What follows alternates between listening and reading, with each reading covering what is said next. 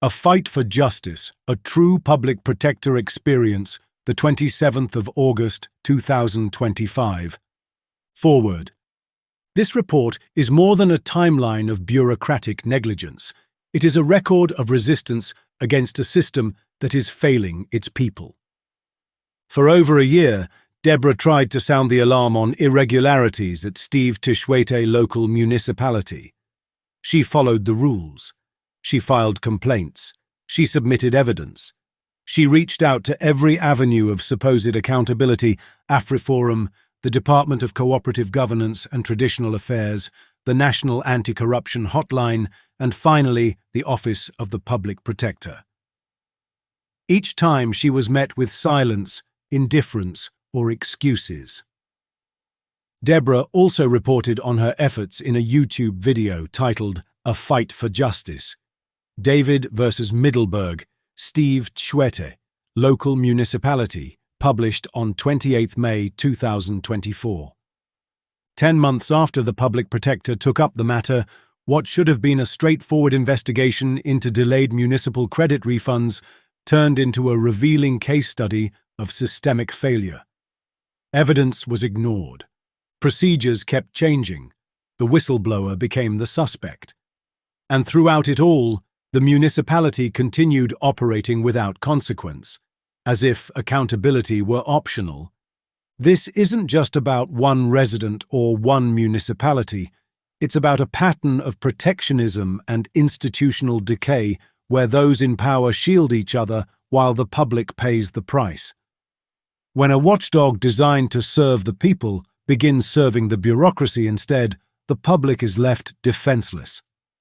Deborah's experience demands attention, not just for what it exposes at the local level, but for what it reveals about the erosion of public trust across the entire chain of oversight. This forward stands as a warning. When transparency dies in silence, corruption thrives in plain sight. The facts speak for themselves. This report ensures they are no longer ignored. The following report was sent to the Public Protector Advocate, Koleka Gakaleka, on the 27th of August 2025, following a complaint lodged against the Steve Tshwete Local Municipality. This was after the Public Protector had taken 10 months to address the matter. It is also important to note that an acknowledgement of the email was requested with this report. However, none was provided. Only an automated response confirming receipt of the report was received. Introduction. This report documents a 10-month ordeal involving the Steve Tshwete Local Municipality, STLM, and the Office of the Public Protector. It began with a straightforward query about long-overdue municipal credit refunds, but quickly revealed deeper issues: alleged corruption, systematic delays, and institutional inaction. Despite repeated submissions of evidence, including over 80 individual accounts, the Public Protector failed to address the seriousness of the complaint, shifting procedural requirements, disregarding crucial allegations, and ultimately turning suspicion toward the whistleblower/informant.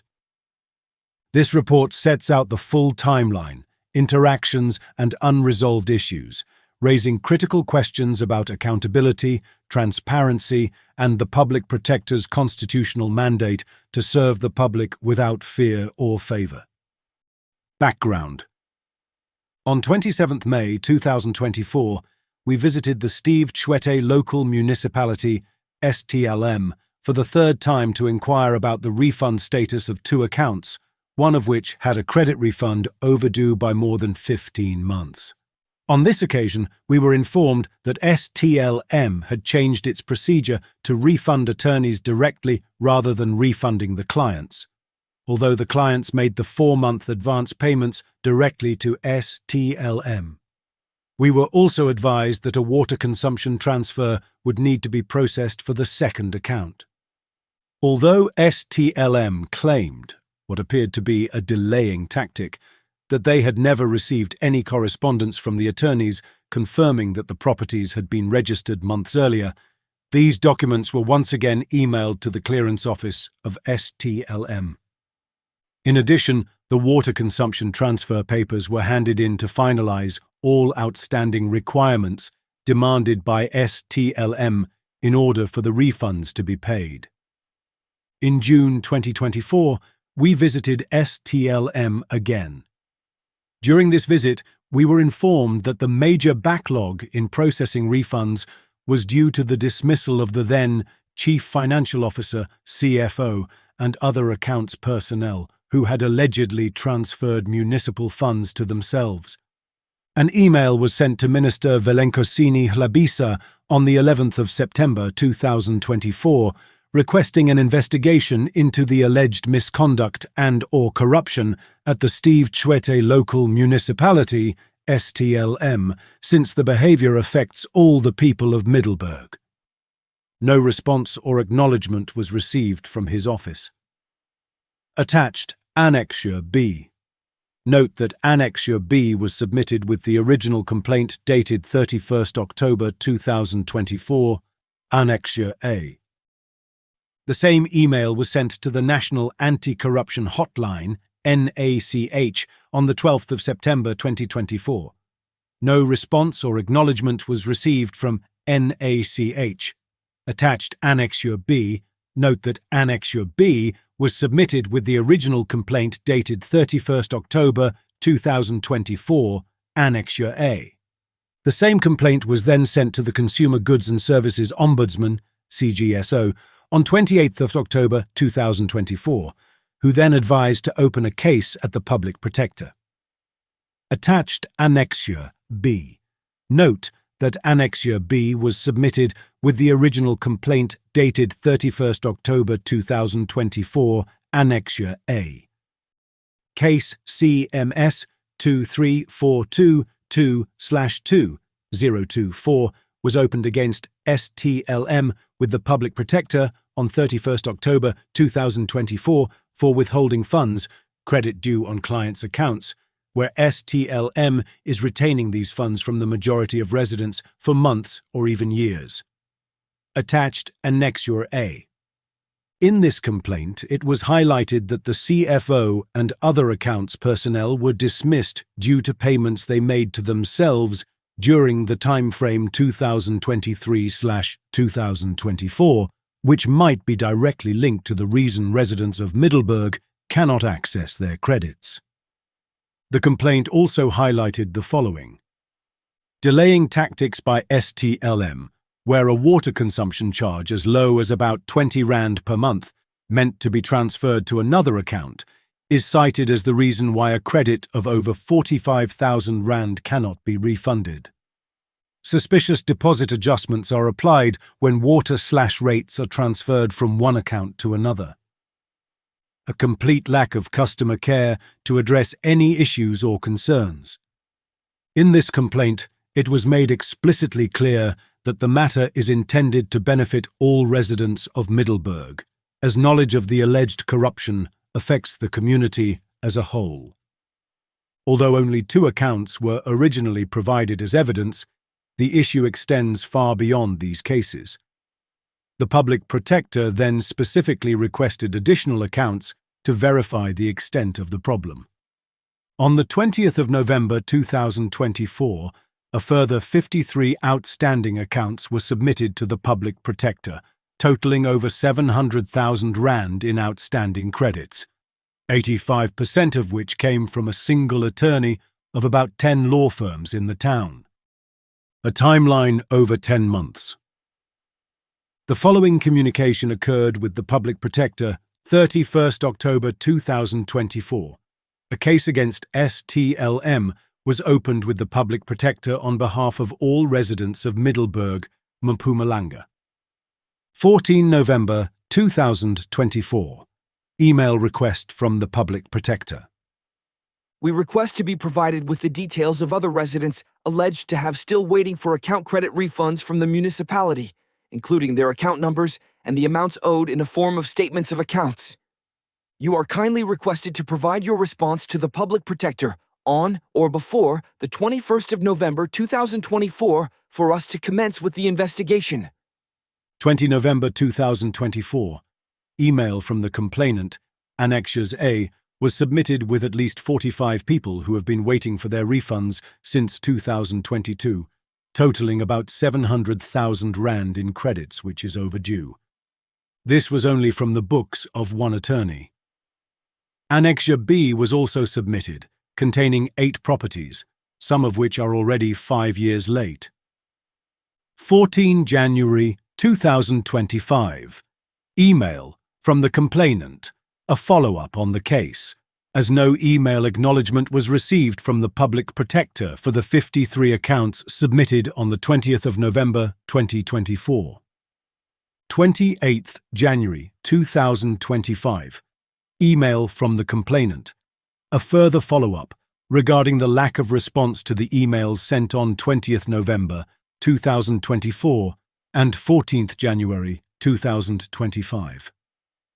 28th January 2025. Email from the Public Protector. Further information provided below was received, considered, and incorporated in your complaint. Same will be communicated with the municipality by 3rd February 2025. 19 February 2025. The complainant received 5 missed calls from STLM. 3 May 2025. Email from the complainant, a follow-up on the progress of the case after more than 3 months with the STLM, based on the last correspondence from January 2025. 3rd of May 2025. Email from the Public Protector STLM was granted additional time to respond with a new deadline of 12th of May 2025. 24th May 2025. Email from the complainant, a further follow-up on the progress of the case based on the last correspondence of 3rd May 2025. 2nd of June 2025. Email from the Public Protector regarding the water consumption transfer. Although the water consumption transfer was specifically highlighted as a delaying tactic in the original complaint of 31st October 2024, which was completed on 27th May 2024, the Public Protector stated, "You are kindly requested to terminate the account as advised by the municipality for refund if same was already done. Please provide proof." First Public Protector procedure change after 7 months of handling the case. The municipality was also requested to provide list of all outstanding refunds, and same was never provided. As such, you are kindly requested to provide power of attorney, signed by all the account holders on the list you have provided for obvious reasons of not being in contravention of POPIA. 3rd of June 2025. Email from the complainant. During that visit, 27th May 2024, we were informed that the municipality could not process the refund because we had not specifically applied for the transfer of the 13 Rand per month water consumption charge. We immediately submitted the necessary application on 27th May 2024 to have the water consumption transferred. This delaying tactic regarding the water transfer was specifically highlighted in the original complaint, as we had submitted the paperwork for the transfer on 27th May 2024. Why would we have reported on it if we had not, in fact, submitted the water transfer ourselves? Although we submitted the water transfer form in May 2024, we specifically asked the woman behind the thick glass window why the transfer had not been actioned, given that STLM had already moved all other items from the old account to the new one, without our consent, yet left the water account untouched. We further inquired whether the credit could simply be transferred from the old to the new account, but her response conveyed irritation. Subsequently, the water transfer forms we had handed to her disappeared, seemingly because we had raised these questions. It was specifically pointed out to the Public Protector, along with statement evidence attachments, that deposit adjustments for the water consumption were made in May 2024 on the account, and these deposit adjustments were visible on the June 2024 statements, showing deposit adjustment dates of 31st May 2024 new and 14th June 2024 old, respectively. These deposit adjustments would not have appeared had a water consumption form not been submitted, as the woman who accepted the form specifically mentioned that the deposit adjustments would be processed. Additionally, powers of attorney for 14 of the original 55 accounts submitted to the Public Protector in November 2024 were provided to you. 19 June 2025, a second attempt was made to submit the water consumption form reflecting the plus or minus 20 Rand per month charge. The date of transfer, 27th May 2024, was applied to the form, as this was the date on which it was originally handed in. However, STLM rejected this application due to the 27th of May 2024 date. 24th June 2025. Email from STLM. A proof of payment was received for one account, which indicated that this credit was already paid to the attorney on 31st August 2024 with reference STLM Clear. However, the attorney in question was based in another province, and the payment lacked proper referencing to identify which account the credit applied to. As a result, the attorney mistakenly paid the funds to the purchaser instead of the seller. No correspondence by STLM was sent to either the attorney or the client in August 2024 to confirm that a refund had been processed. 27th June 2025. Email from the complainant to the Public Protector. An additional 24 overdue credit accounts, along with power of attorney, were submitted to the Public Protector. This brought the total number of accounts in the Public Protector's possession with the power of attorney to 38. The Public Protector was also made aware that the use of ambiguous payment references such as STLM Clear by STLM. This creates a potential loophole that undermines proper accounting practices. Such vague referencing leaves transactions open to manipulation and may expose STLM to vulnerability, enabling individuals to divert funds into personal accounts without adequate traceability. 30 June 2025. A third attempt to submit the plus or minus 20 Rand water consumption transfer form was made after STLM had rejected the 19th June 2025 submission because they wanted the transfer date to be June 2025 and not May 2024. 24th July 2025, email from the Public Protector. This serves to confirm our telephone conversation today that we will continue to send a list of the accounts where we have received power of attorneys for now, and the outstandings will be dealt with as the new complaint. 12th August 2025, email to the Public Protector. A follow-up was made regarding the status of the second account's proof of payment following the third submission of the water consumption documents to STLM 6 weeks ago. The Public Protector was informed that a voice recording exists dated 27th May 2024, the same day the water consumption transfer was done, in which it was explained to us that the transfer needed to be completed before any refund could be processed. It was specifically pointed out to the Public Protector that it makes no logical sense for us to have received this instruction on 27th May 2024 and then not acted on it, especially considering this was our third visit to STLM to obtain the refund. To further highlight the conduct of STLM, 3 news articles were submitted to the Public Protector, demonstrating that the alleged corruption at STLM is credible and ongoing. 20 August 2025, email from the Public Protector. Regarding the water consumption transfer. You are still required to provide proof of the original water transfer receipt, or a name of the official who received your application at the relevant section on the day for us to be able to question him or her about the application and the delay thereof, and to hold him or her accountable for the delay, to process same, as the municipality denied receipt of the application in question. Second Public Protector procedure change after 10 months of handling the case. The issue of other residents was discussed with the executive management, and it was resolved that they should individually complete and sign the public protector complaint forms for us to be able to register new complaint for investigation. This was informed by the previous experience where people would submit power of attorneys to the public protector and charge individuals for submitting their complaints to us, while our services are free of charge, especially for this kind of matters, where money is involved. I will therefore attach the complaint form for you to forward it to all attorneys, who will then forward same to their individual clients to complete them and return to me for further handling. Alleged corruption at STLM.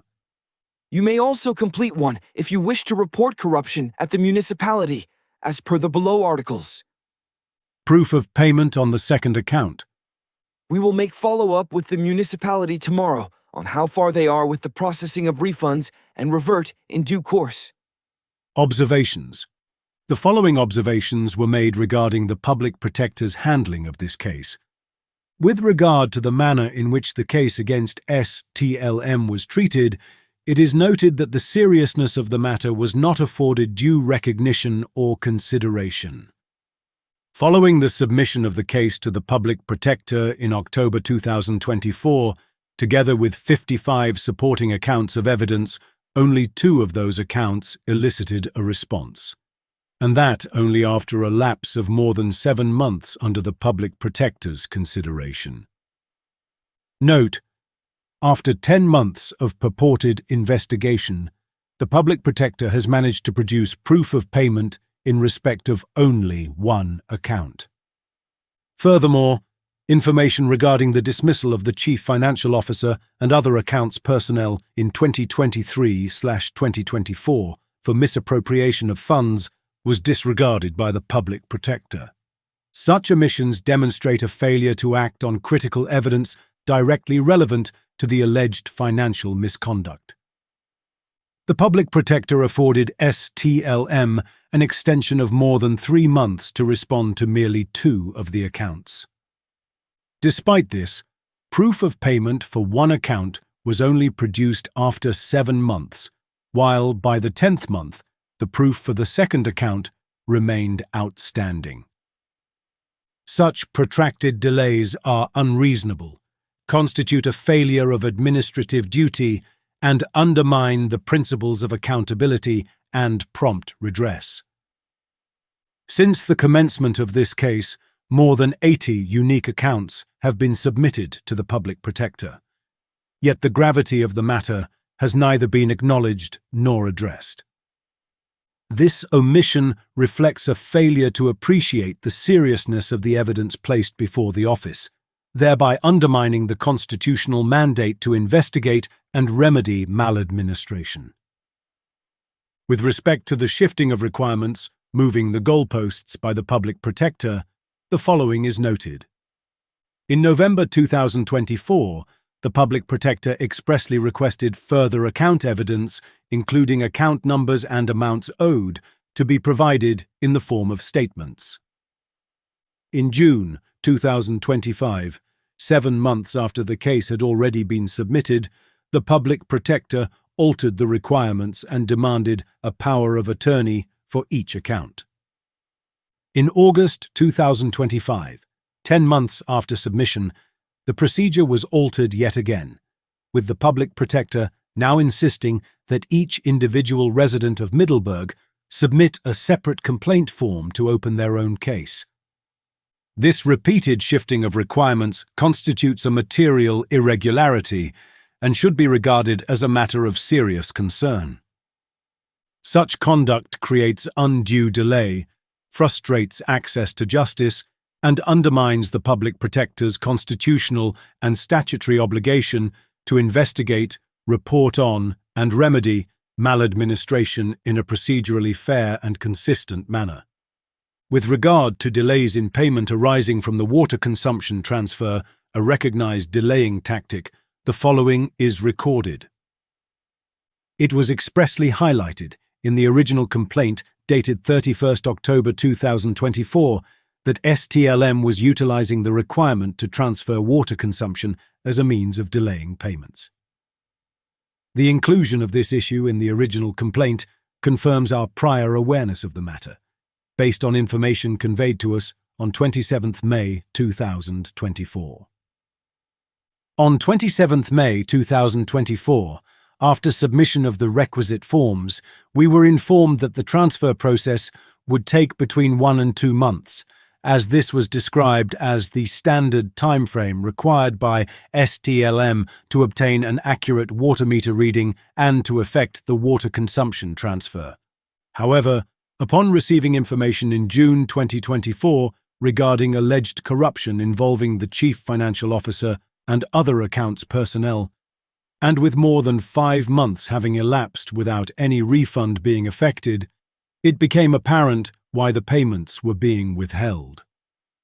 Consequently, the matter was escalated sequentially, first to Minister Halabisa, thereafter to the National Anti-Corruption Hotline, NACH, then to the Consumer Goods and Services Ombudsman, CGSO, and ultimately to the Public Protector.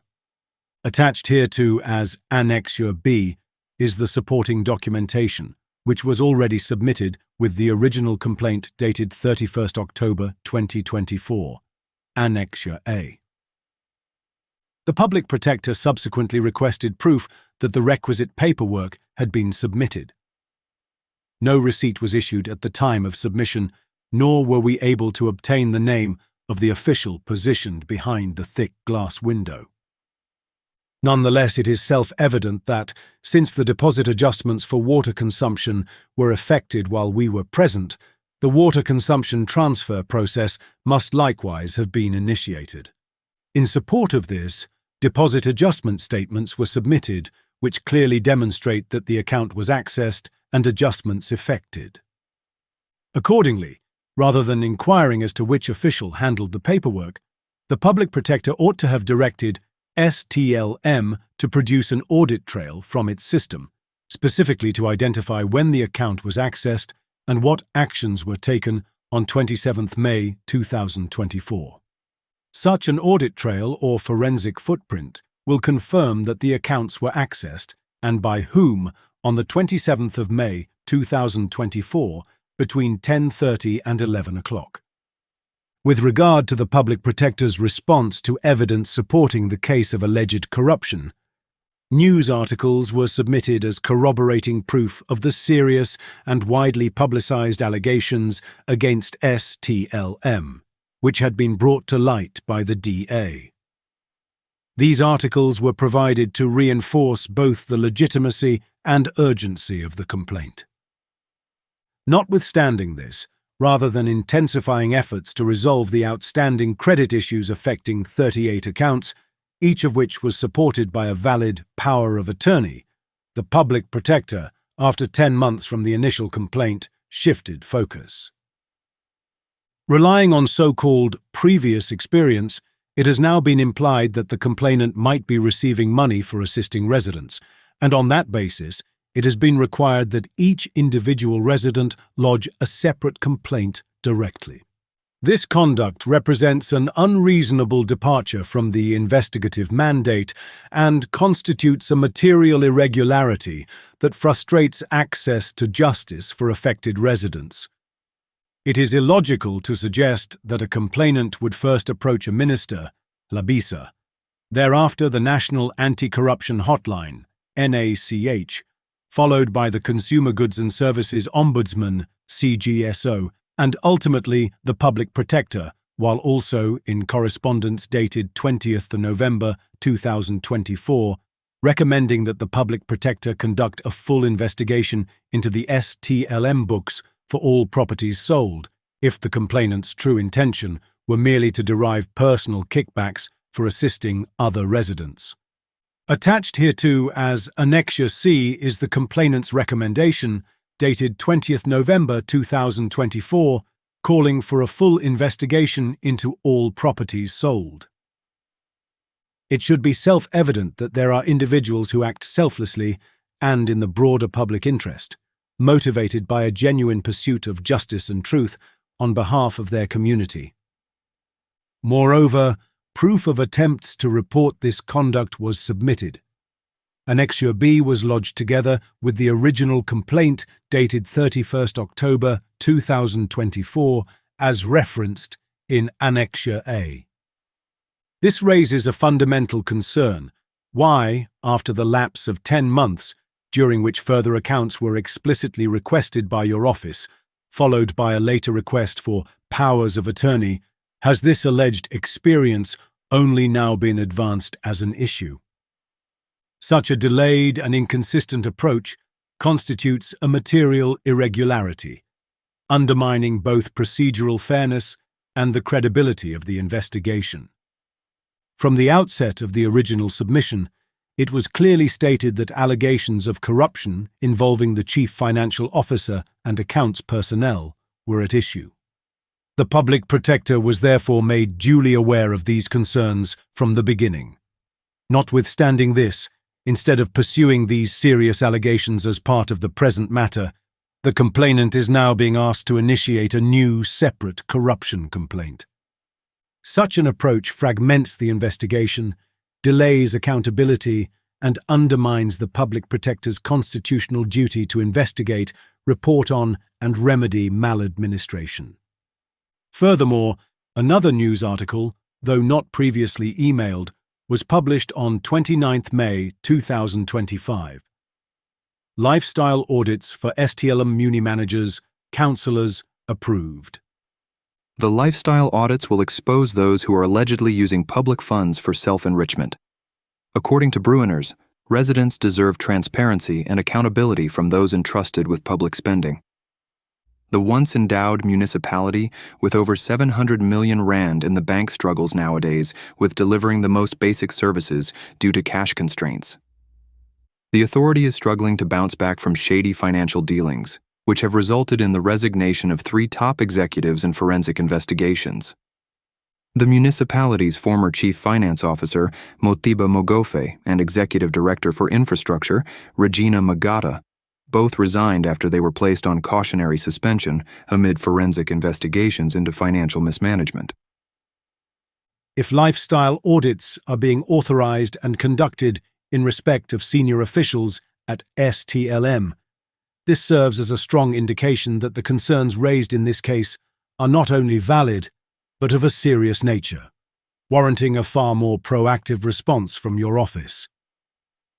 For the record, the Public Protector was made aware of the allegations of corruption more than 6 months prior to the news article submitted on 31st October 2024.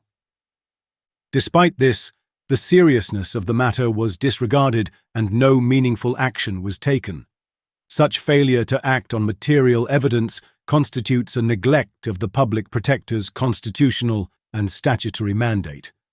With regard to the contravention of the Protection of Personal Information Act, POPIA, following submission of the complainant's personal details, together with those of the remaining 36 accounts, to STLM in good faith for the purpose of resolving this matter, including the ID numbers of the complainant and an attorney, your office subsequently altered its procedure by requiring that each client lodge an individual case. This raises a serious legal concern. Does such conduct not amount to a contravention of POPIA, in particular Section 10, which prohibits the collection of personal information in excess of what is necessary for the specific purpose? By disclosing the complainant's and the attorney's personal information to STLM under a procedure that was later abandoned, your office appears to have engaged in the unnecessary collection and disclosure of sensitive data, thereby infringing the rights of the data subjects. Moreover, having already submitted the complainant's and attorney's personal details, including ID numbers, to STLM, your subsequent insistence that each client now contact your office directly has effectively excluded those details, despite their willingness to assist in pursuing justice. This inconsistency further undermines procedural fairness. It must also be noted that several attorneys declined to provide their personal information to the Public Protector precisely because of fear of victimization by STLM. Conclusion. According to Section 182 of the Constitution, the public protector's core functions are to investigate any conduct in state affairs or public administration across all spheres of government that is alleged or suspected to be improper or to result in prejudice. Report on that conduct. Take appropriate remedial action. Subject only to the Constitution and the law. Act impartially and without fear, favour, or prejudice.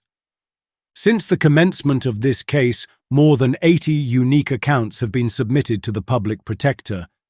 Yet, the seriousness of the matter has not been duly recognised. The public protector has further permitted STLM to delay its response through unchecked tactics, taking a period of 10 months to address only 2 accounts, out of the 80 unique accounts submitted. In one instance, the municipality was afforded 7 months to produce proof of payment for an account which, in fact, had already been paid to STLM some 30 months earlier. It was ultimately revealed that the refund had been remitted to the attorney in 2024 after being withheld by STLM for 18 months. However, the attorney then disbursed the proceeds to the purchaser rather than the seller without informing the client of this transaction. In another instance, notwithstanding 3 separate submissions of the water consumption documentation, STLM has yet to provide proof of payment for the second account, which reflects a credit exceeding R50,000. Even after apparent intervention by the public protector, this proof remains outstanding. This was notwithstanding the fact that the client had already paid a forced 4-month advance to STLM more than 18 months prior. These circumstances raise serious legal and ethical concerns. Lawfulness of withholding credits.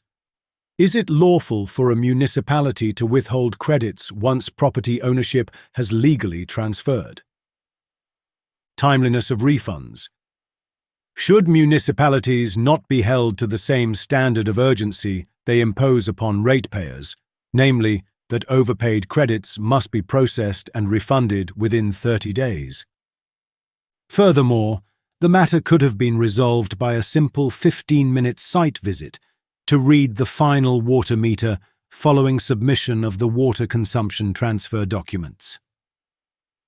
Such a step would have finalized the refund promptly, an outcome that a private business would typically achieve within a single day. The question, therefore, arises: is this the kind of conduct the public protector deems standard for municipal operations? The public protector has improperly shifted suspicion onto the whistleblower, the very individual who has acted selflessly in the interests of all residents of Middelburg by insinuating that funds may have been received for assisting other residents relying on alleged experience in previous cases.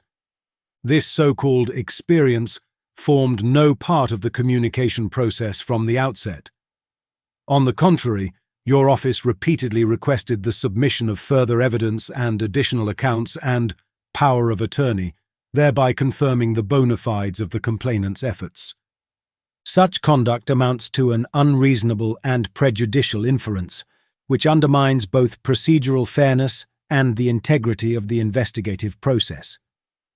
As a result of the public protector's shifting approach, residents of Middelburg are now being directed to lodge individual complaints. While the story of this ongoing struggle for justice will ultimately be told, because the public is entitled to the truth, the reality is that securing refunds through the public protector may take many months, during which time the root causes of the maladministration within STLM remain unaddressed. This gives rise to a critical question. How many individual complaints must be submitted before the public protector acknowledges the serious mismanagement of funds at STLM? By way of illustration, from just one attorney out of 10, 45 unique cases have already been submitted, representing more than R700,000 in outstanding refunds. If this pattern persists, an initial wave of between 300 and 450 cases can reasonably be anticipated with further complaints likely to accrue on a monthly basis. Such a trajectory underscores the systemic nature of the maladministration and the urgent need for decisive intervention by the public protector. The public protector has failed to accord this case the seriousness it warrants and has neglected to protect the residents of Middelburg, Mpumalanga, despite repeated and substantiated efforts to raise awareness of the matter. Rather than upholding the constitutional principles of accountability, responsiveness, and openness, the office has failed to seek clarity from STLM regarding the dismissal of the Chief Financial Officer and accounts personnel in 2023/2024, or to ascertain how the misappropriated funds were recovered.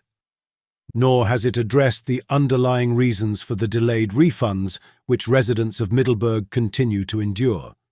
Instead, by omission and inaction, the public protector has effectively shielded the municipality from scrutiny, thereby undermining its constitutional and statutory mandate.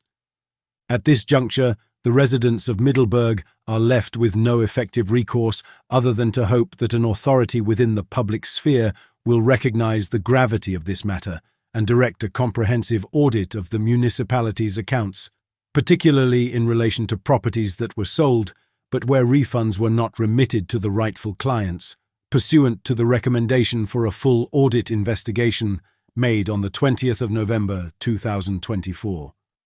The prospect of providing the public protector with any voice recordings as evidence is rendered futile, given the manner in which this case has been managed to date. Case CMS 23422/2024 accordingly remains unresolved, as numerous issues documented in the original complaint have not been addressed. After 10 months of purported investigation, the public protector has managed to produce proof of payment in respect of only one account. Unless and until another investigative body conducts a proper and impartial inquiry, these matters will remain outstanding. In terms of Section 182 of the Constitution, the responsibility to investigate, report on, and remedy such maladministration lies squarely with the public protector.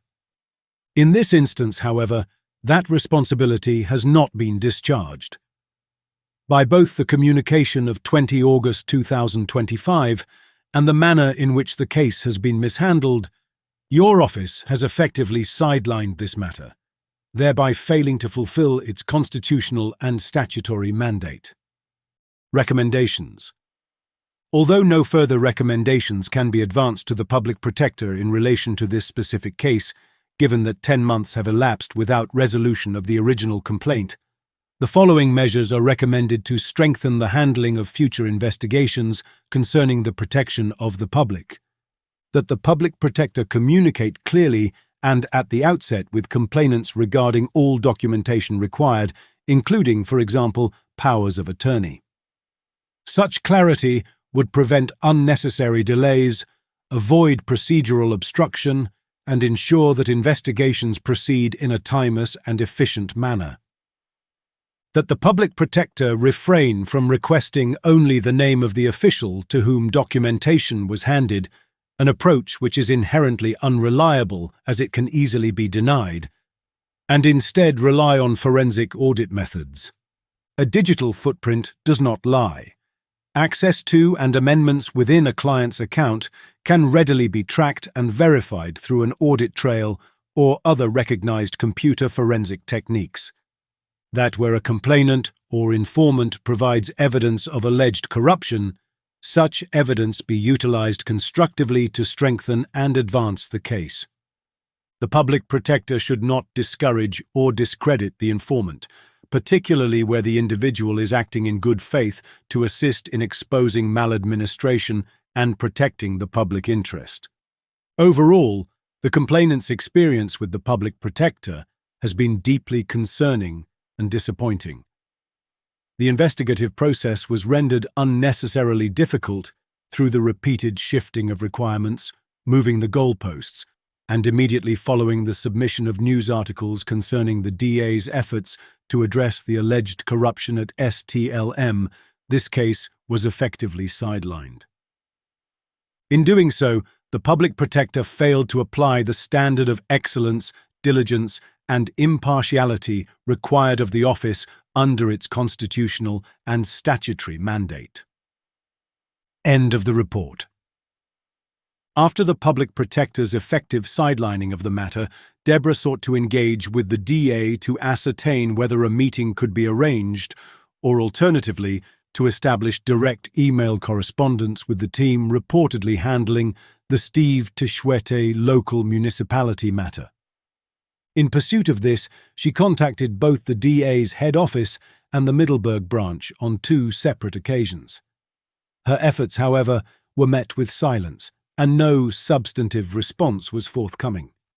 This raises a pressing question. When will the systemic inefficiency and entrenched corruption within South African governance come to an end?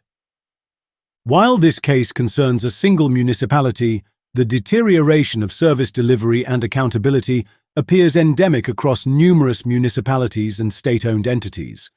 The current state of affairs necessitates principled and accountable leadership, individuals within government who possess both the integrity and the political will to acknowledge the gravity of widespread maladministration and to initiate comprehensive forensic audits of the financial records of all municipalities. As previously recommended, this audit must go beyond surface-level documentation and instead utilize forensic audit trails and system-based digital footprints, which, unlike paperwork, cannot simply be misplaced or destroyed. It is only through rigorous, technology-driven scrutiny carried out by upright and principled investigators guided by truth that the full extent of misconduct can be uncovered and addressed. So, what can you, as a righteous citizen, do if you have a complaint against your municipality while we wait for true accountability? You can email the public protector, request a complaint form, and submit your case. At some point, they must acknowledge the widespread degradation of municipalities across this country, after which a full audit of submitted complaints can be undertaken. All government officials, together with their accomplices who are implicated in the degradation of this beautiful land, must be identified and held accountable, so that the people of South Africa may witness truth and justice prevail. To the benefit of all righteous citizens of the nation, please like and share this video. The time has come for the righteous to rise, to stand for truth, accountability, and the preservation of freedom. References. The following references were used: BusinessTech, 2024. Time's Up for Broken Municipalities in South Africa, 15th July. Available at businesstech.co.za/news/government/782452/Time's Up for Broken Municipalities in South Africa. The Citizen, Middelburg Observer, 2023, Parties Tiptoe Around Corruption Suspensions, 10th November. Available at citizen.co.za/Middelburg Observer/news/2023/11/10/Parties Tiptoe Around Corruption Suspensions. The Citizen, Middelburg Observer, 2025. DA wants STLM Speaker booted over alleged corruption. Cover-up. 16th May. Available at citizen.co.za/Middelburg Observer/news/2025/05/16/Day wants STLM Speaker booted over alleged corruption. Cover-up. The Citizen, Middelburg Observer, 2025. Lifestyle audits for STLM Muni Managers, Councillors approved, 29th May. Available at citizen.co.za/Middelburg-Observer/news/2025/05/29/Lifestyle audits for STLM Muni Managers, Councillors approved. The Citizen, Middelburg Observer, 2025. Shock allegations against municipal manager by day over alleged R1 billion tenders for kickbacks, 30 July. Available at citizen.co.za/Middelburg Observer/news/2025/07/30/shock allegations against municipal manager by DA over alleged 1 billion tenders for kickbacks. Möller, DM, 2025. Case solved. Mystery of justice.